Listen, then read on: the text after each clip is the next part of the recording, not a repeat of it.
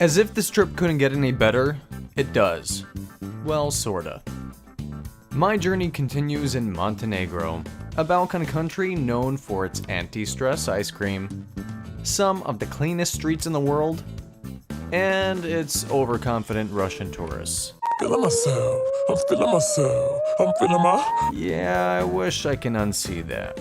But real talk, when it's summer, this place is lit, with singers every night and gyros all day. Seriously, bomb.com.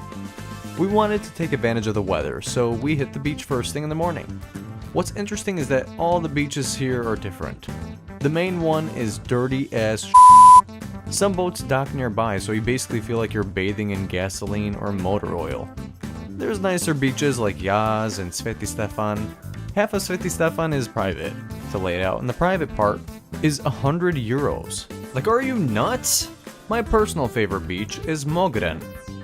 It's clean, got nice views, and has cool little grottos. I didn't do much swimming because the water was ice cold. Like my wee-wee was gonna do a scared turtle, that's how cold it was. The water probably felt like a jacuzzi for these Russians because they were swimming in there with no problem.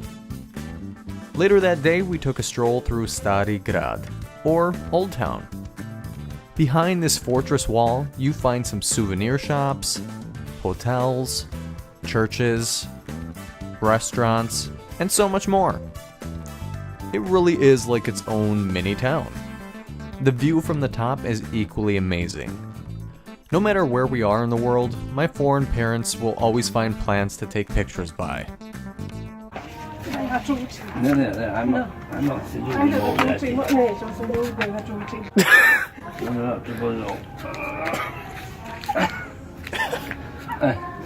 My dad looks everywhere but forward, so it's only a matter of time before he trips. Like right now. I tease him for it all the time, and it always comes back to me. Oh! Yup, hit my head on the telescope. Moving along, we thought to take a tour of Dubrovnik, Croatia, which was supposedly close by. Now, close to me is like a half hour to an hour at most. Nah, this was 3 hours. We got to see parts of this country I didn't see before. We went along the coast through Kotor and Herceg-Novi and came across some amazing views. I mean, this stuff looks straight out of a home goods painting. 3 hours later, we arrived to Dubrovnik, which is exactly how I imagined it. Beautiful views, amazing architecture. I mean, this place is straight up from the medieval times. It's no surprise that Game of Thrones was actually filmed here, because this place actually checks out. There's a lot to see here, like birds walking all over stupid tourists, people just randomly making out in the streets, or grandmas doing wall sits against the heart. I lost like 5 pounds just walking around this damn place because it's so huge. Like any long drive, the drive back is usually the worst.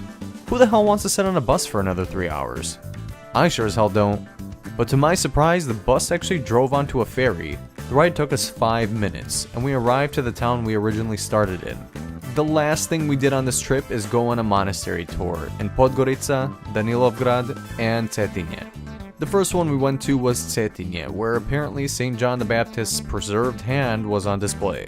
Weird and cool at the same time. Unfortunately, there were no cameras allowed, so I can't show you. Moving along, we headed over to Ostrog, which is high up in the mountains. Like over there. The ride was so uneasy with winding and narrow roads, no edge barriers. My mom was not having it.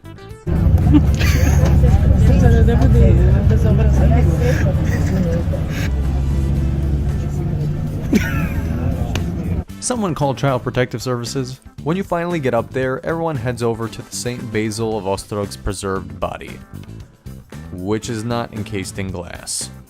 You go over to him and kiss the cross that lays on his body, but if you're like me, you had every horror flick scene zoomed through your head. So I kissed my hand and then touched the cross, and then was like, nighty night bro, peace. Legend has it that miracles actually happened here. Our tour guide was actually living proof. She was disabled at one point in her life, and our daughter guided her to Ostrog, where she prayed every day and miraculously was able to walk again. She's devoted her life to giving tours of this place ever since.